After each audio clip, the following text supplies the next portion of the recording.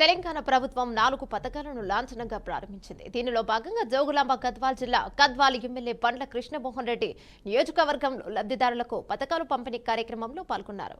కేటిదొడ్డి గ్రామంలో 10 మంది లబ్ధిదారులకు ఇందిరమ్మ ఆత్మీయ భరోసా, ఇందిరమ్మ ఇల్లు, రైతు భరోసా, రేషన్ కార్డులను పంపిణీ చేశారు.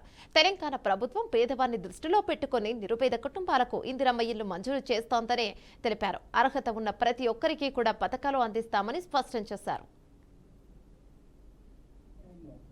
అంటే ఈ 76 సంవత్సరాల తర్వాత మన కళలు కూడా అంటే స్వతంత్రం వచ్చి 76 సంవత్సరాలైనా మన కళలు కళలుగా నిలబడినాయి.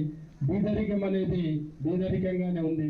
మళ్ళీ ఇటువంటి మార్పులు రావాలని గౌరవ ముఖ్యమంత్రి రేవంత్ రెడ్డి గారి సమక్షంలో కాంగ్రెస్ పార్టీ ఆధ్వర్యంలో మళ్ళా 4 గ్యారంటీ పథకాలని ఇప్పుడే స్టార్ట్ చేసుకోబోతున్నాం. గతంలో కూడా కొన్ని కార్యక్రమాలు స్టార్ట్ చేసుకోవడం జరిగింది. మహిళలకు ముఖ్యంగా మహిళలకి పెద్దపీట వేయాలనే ఉద్దేశంతో మహిళలకు అందరూ కూడా ఉచితంగా మీరు బస్సులో పోతున్నారు, ఆల్రెడీ బస్సులో తిరుగుతున్నారు. అదేవిధంగా సిలిండర్ కూడా 500 రూపాయల సిలిండర్ కూడా చాలా మందికి వస్తుంది.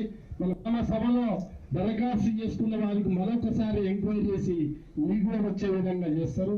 అదేవిధంగా 200 యూనిట్ల కరెంటు కానీ ఈరోజు ముఖ్యంగా మనం 4 స్కీమ్లు స్టార్ట్ చేస్తున్నాం. ముఖ్యంగా చాలా మందికి మన రైతుల మందరము వ్యవసాయమే ఇలా స్టేజ్ మీద ఉన్నోళ్ళు కానీ కింద ఉన్నోళ్ళు కానీ వ్యవసాయం ఆధారం. మనం వ్యవసాయ కుటుంబాలు పుట్టిన వాళ్ళం. వ్యవసాయం తప్ప మనకు వేరే తెలియదు.